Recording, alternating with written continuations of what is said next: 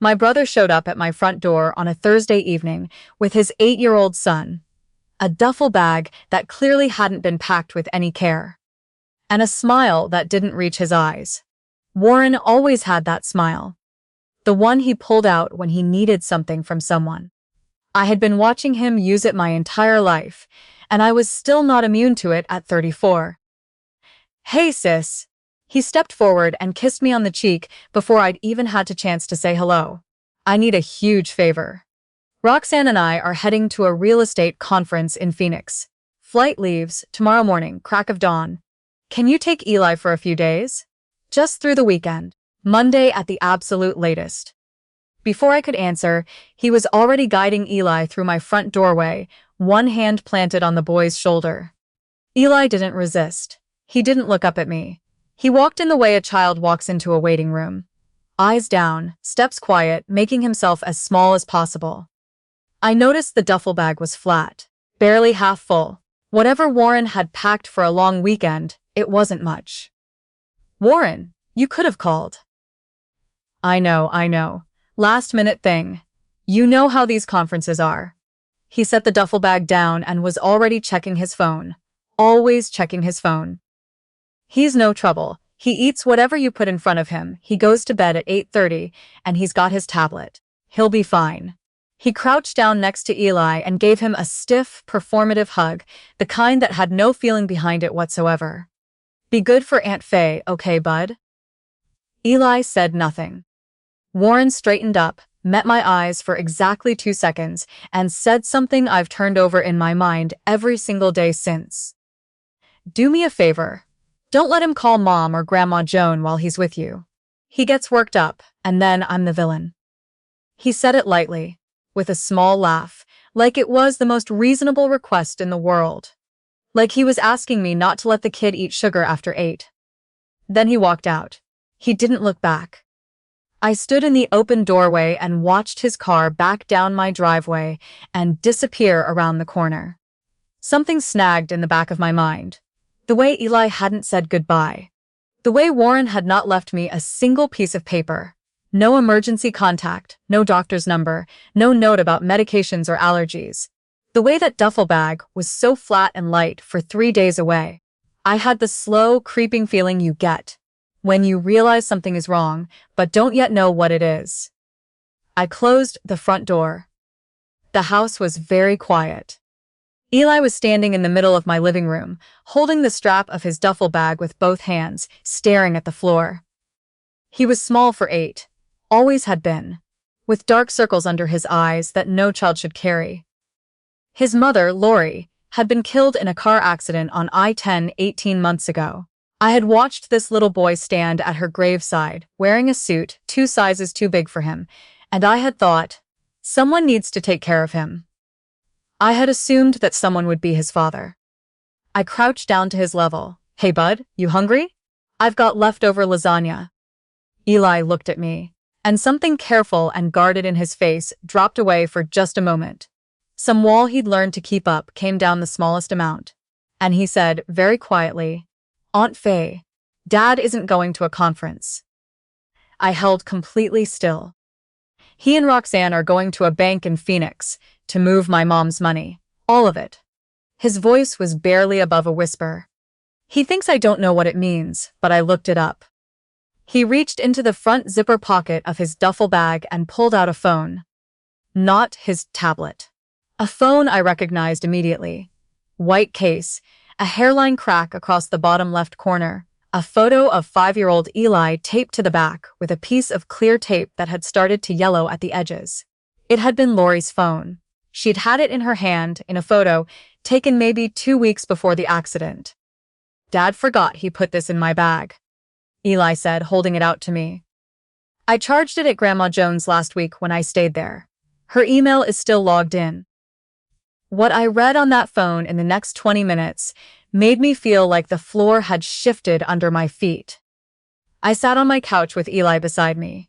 Both of us eating lasagna I could barely taste, and I scrolled through Lori's old email account, which Warren clearly didn't know still existed, still accessible, still holding everything.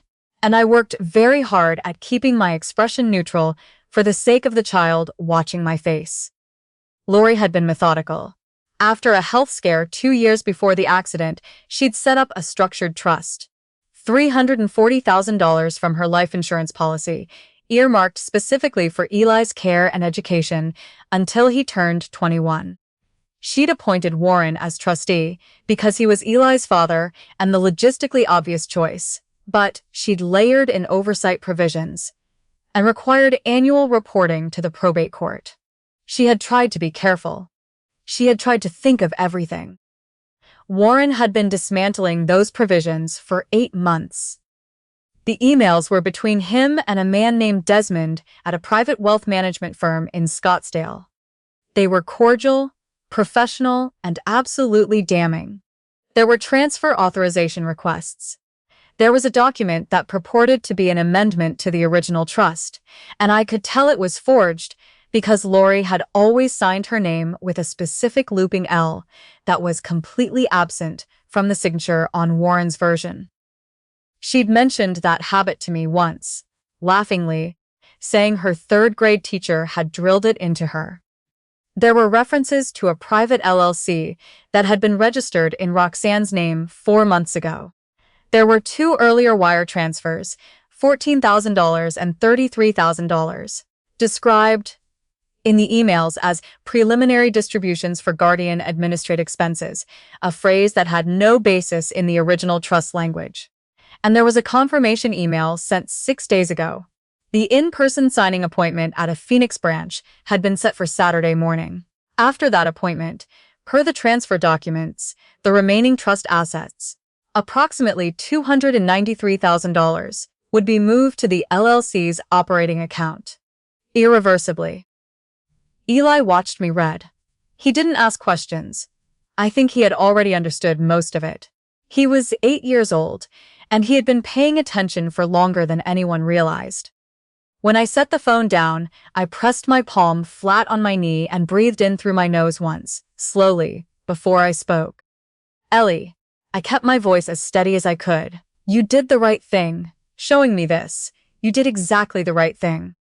He nodded, just once, like he'd been carrying this alone for days and was only now allowed to set it down. I ordered him more lasagna and turned on a movie, and went to the kitchen and called Gina Torres, who had been my college roommate for 3 years and was now one of the sharpest family law attorneys in the Houston metro area. I had attended her bar admission ceremony. I had clapped the loudest. I had never imagined I would need to call her professionally. She picked up on the second ring. I talked fast. She listened without interrupting. Okay. Her voice was flat and precise. The tone she gets when she has already shifted into work mode and is running 3 steps ahead. Photograph everything on that phone right now. Every email, every attachment, every name, every dollar amount, every date. I need it all, and I need you to see if there's any way to access the original trust documents. Did Lori ever use a shared cloud account? Did she have a laptop at your parents' house? Anything? I don't know where Warren keeps the physical files. That's okay, asked Eli, gently. He may know more than you'd expect. He did. Lori had used a secondary email address for all her financial and legal correspondence. An address none of us had known about, kept separate from her personal email on purpose. After a few attempts, we guessed the password together. Her mother's maiden name and the year she graduated high school. Inside that account was the original trust agreement, certified correspondence with the Harris County Probate Court, and a letter Lori had written to a family law attorney she'd consulted 8 months before she died, asking about additional protective measures because, and I had to read this sentence 3 times to absorb it, she had begun to have concerns that Warren might eventually attempt to mismanage Eli's funds. She had seen it coming. She'd tried to protect against it. She just hadn't had enough time. Gina filed an emergency motion with the Harris County Probate Court to freeze all trust assets and appoint a temporary neutral trustee before I'd even hung up from our first call. She was on the phone with a contact in the Maricopa County District Attorney's Office by midnight. She filed documentation of the forged trust amendment, the unauthorized prior transfers, and the impending Saturday appointment with the Arizona AG's Financial Crimes Unit. She coordinated with the Phoenix Police Department to have 2 detectives present at the bank branch on Saturday morning. The next 36 hours were the strangest of my life. On the surface, everything looked ordinary. I took Eli to the park on Friday morning and pushed him on the swings and bought him a snow cone. I played 3 rounds of Uno and let him win 2 of them. I sent Warren a text at noon. "Ellie's great. We went to the park. Enjoy the conference." Warren responded with a thumbs-up emoji and did not ask a single follow-up question about his son. I sent that text with hands that were completely steady. I don't know where that steadiness came from. I think sometimes emergency gives you a version of yourself you didn't know was available. Gina called at 4 Friday afternoon. The emergency motion had been granted. The trust assets were frozen. The corporate trustee was appointed. Everything was in place for Saturday. That evening, Eli and I made pancakes for dinner because he asked, and we stood at the stove together taking turns at the griddle. And at some point he said, very quietly, without looking up from the batter, "Is it going to be okay?" I had to take a breath before I answered. "Yes," I said, "I promise." He didn't say anything else. He just handed me the spatula. Saturday morning, I drove to Phoenix with Gina. I had arranged for my neighbor, Ms. Brewer, to stay with Eli. I was not bringing him anywhere near that bank, was not putting him through watching his father get confronted, was not going to do that to a child who had already survived too much. Eli stayed home with Ms. Brewer and a brand new box of Legos I'd bought the night before. And when I hugged him goodbye at the front door, he grabbed me back with both arms and held on for a long moment. "You're coming back," he said. It came out like a question trying very hard to be a statement. "I'm coming back," I said. "I'll be home before dinner. We're having tacos." The bank was quiet and carpeted and softly lit, the kind of place designed to make large amounts of money feel comfortable. Warren and Roxanne were already inside when we arrived, seated across from a man in a gray suit I recognized from the emails as Desmond. Warren was wearing his good blazer. Roxanne had her hair done. They were both utterly relaxed. 2 people who believed they had already won. Then the lobby door opened. I watched the blood leave Warren's face in real time. He stood halfway out of his chair and his mouth opened, and what came out was, "Faye. What? How?" Gina stepped in beside me and addressed Desmond directly. She introduced herself, named Eli as her client, and placed a certified copy of Friday's court order on the desk in front of Desmond. She stated, in the same measured voice she'd used on the phone, telling me to act normal, that the trust assets had been frozen by order of the Harris County Probate Court, and that any transactions executed this morning would be deemed fraudulent under Texas Penal Code. Section 32.45. Misapplication of fiduciary property. She placed the photographs of the forged trust amendment beside the court order and identified the signature discrepancy. She listed the prior unauthorized transfers by date and amount. Desmond picked up the court order, read it, and went completely still. He did not look at Warren. Warren looked at Roxanne, and what I saw on Roxanne's face was not what I expected. She wasn't performing surprise.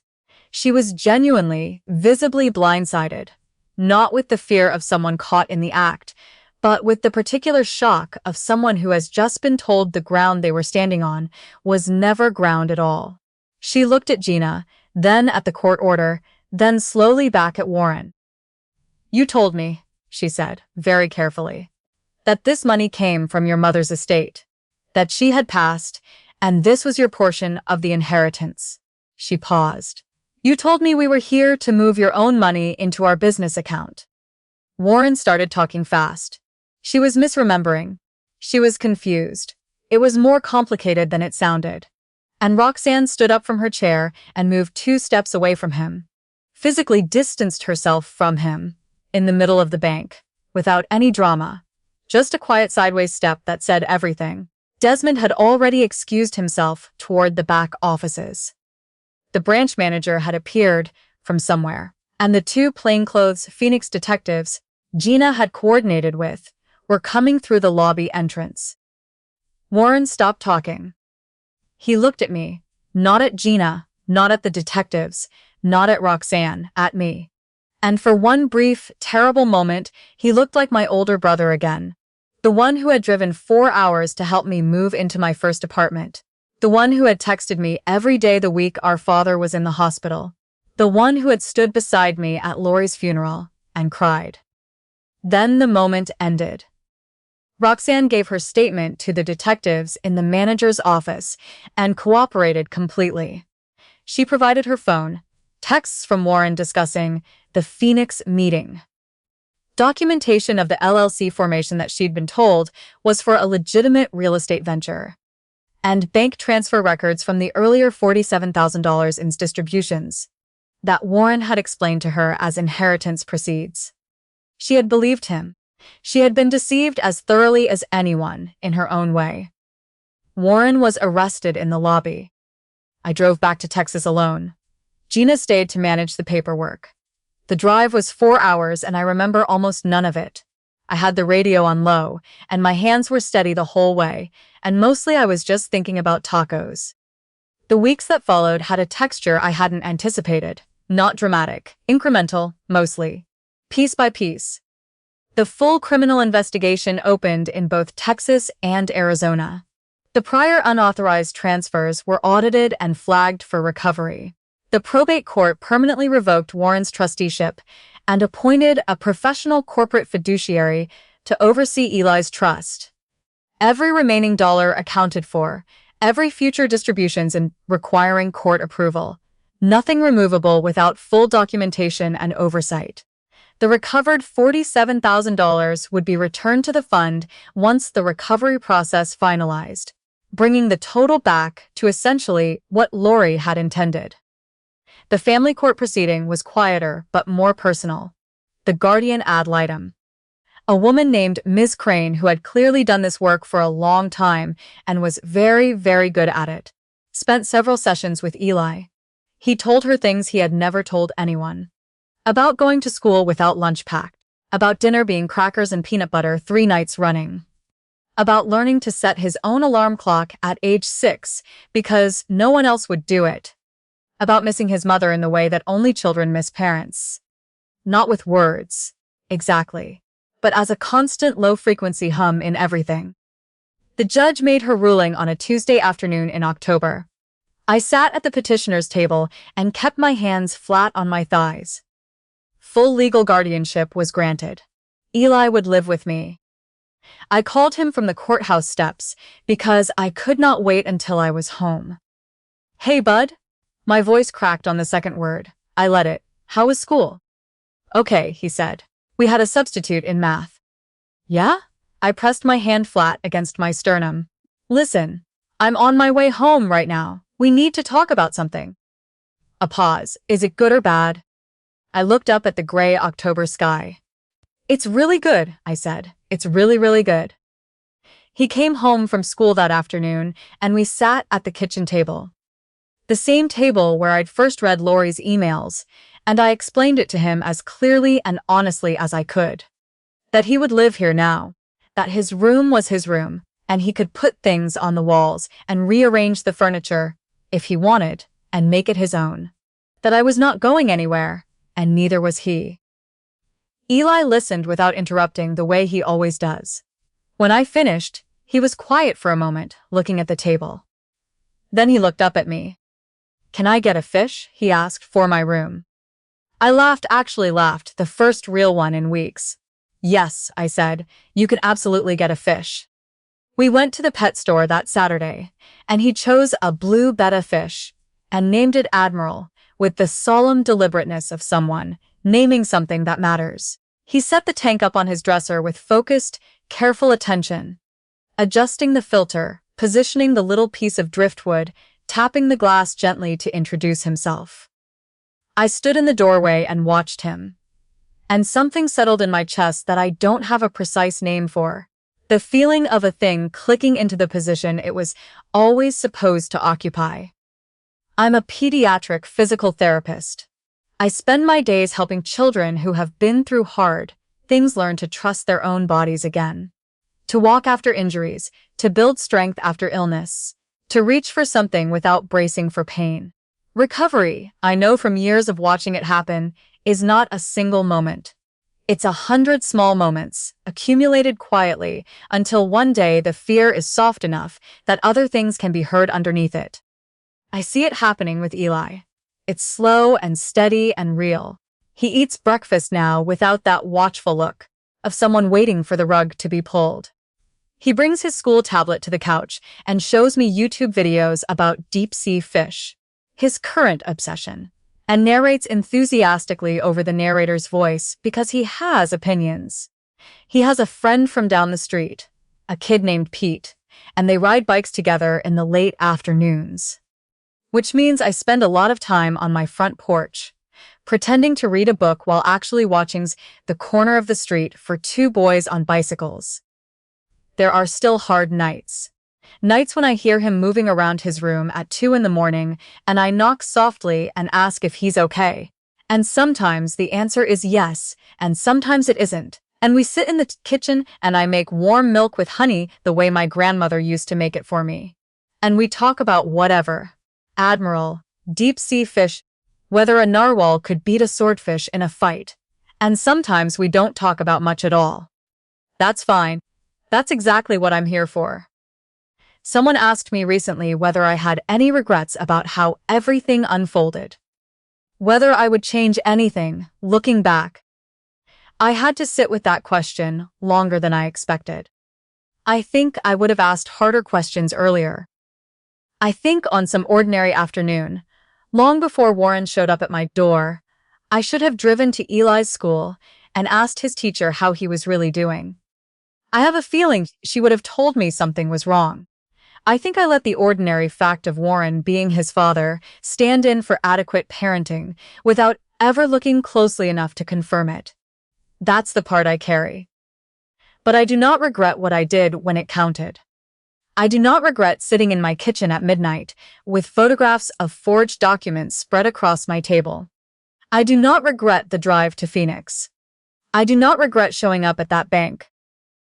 Lori spent the last months of her life trying to protect her son from something she couldn't name precisely but could feel coming. She put every safeguard she could think of in place and then ran out of time. She needed someone to carry it the rest of the way. I'm glad it was me who picked it up. The other night, Eli and I were watching a documentary about the deep ocean. His pick, obviously. And he fell asleep about halfway through, the way he sometimes does on the couch, head on the armrest, throw blanket tucked up to his chin. The blue light from Admiral's tank glowed softly down the hall. The documentary narrator was describing bioluminescent creatures at a depth of 3,000 feet. And the house was perfectly quiet around that sound. I turned the volume down and just sat there, for a minute, not moving. A few months ago, I would have described my life as fine, manageable, mine, enough. I wasn't looking for it to change. It changed anyway, because an 8-year-old boy reached into the front pocket of a duffel bag that hadn't been packed with any care and pulled out his mother's old phone and handed it to the one adult he thought might actually do something. He was right. If there is someone in your life, a child, a neighbor's kid, a student, anyone, who is waiting for an adult to look closely enough to see what's really there, be that person. You do not have to be a lawyer. You do not have to know what to do. You just have to show up and ask the right question, and then refuse to look away from the answer. That's all it took. That's all it ever takes.